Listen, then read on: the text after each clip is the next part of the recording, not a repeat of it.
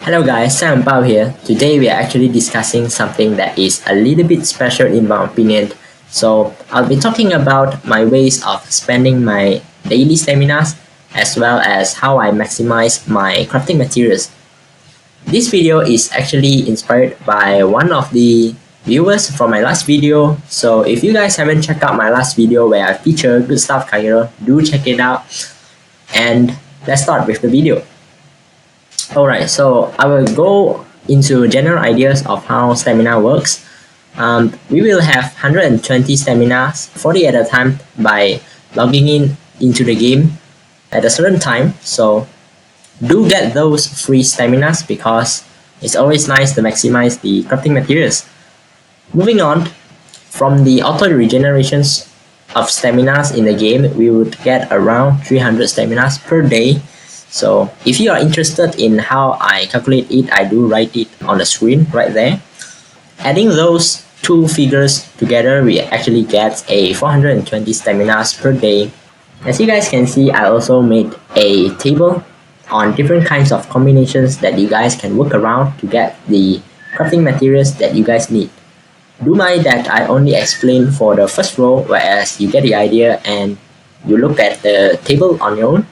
So the first row, if you clear all very hards and hard character fights, total of 10 character fights, you will get 6 to 7 triple rest, whereas if you spend the remaining of the stamina clearing normal character fights, you will get around 10 double rest and 5 rest. If you are spending the remaining staminas on easy fights, you will get 3 double rest and 20 rest. Alright guys, you get the idea here. So these figures are actually an average value, it's not 100% accurate. Right now we'll move on to something that is a little bit more interesting. After going through some general ideas on how crafting material works and different combinations that you guys can work with, I'll now start explaining the different situations that most players would be and how to maximize their crafting materials in different situations. So situation 1, which you only focus on one clan, and situation 2, you focus on 2 clans, which as situation 3, you focus on a new clan has yet to release.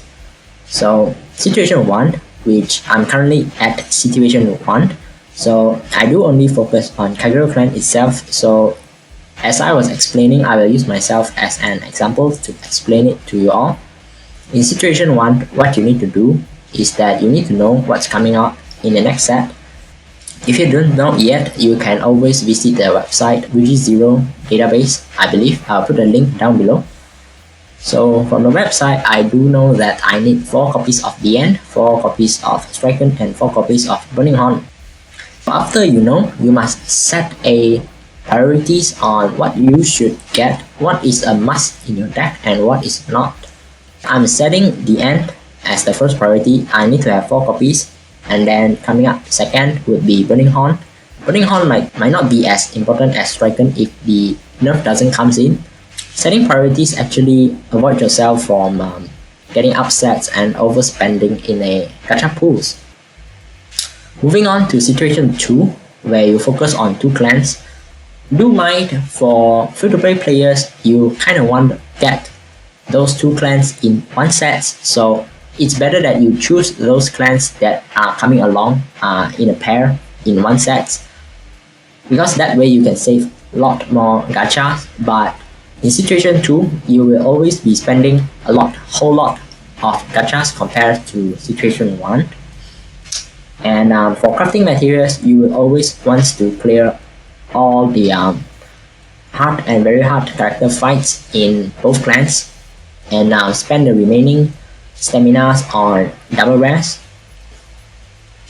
So in situation 2, you will be short of rare crafting materials a lot, so you kind of relied on your draw. If you draw more with gacha tickets, sometimes you get duplicate cards, which might turn into 20s of your rare crafting materials. So that's the way for situation 2.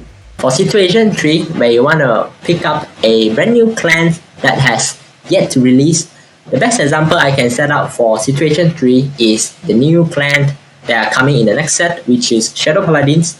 So for free-to-play player, I do advise you all that you guys should start spending on the game if you want to play Shadow Paladins or any new clans that are releasing soon.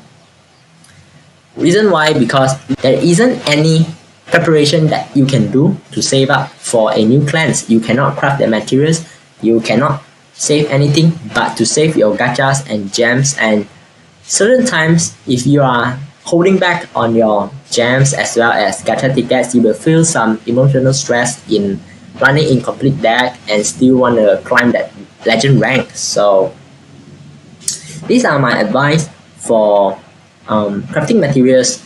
So these are definitely working for me. If you guys have any other strategies and ideas that work for you guys, do share it down in the comment section below. So this will be the end of this video. I hope it does help some free-to-play players as well as people that just joined Vanguard Zero. Thank you all for watching, and leave a like if you like the video and subscribe to my channel. Bye.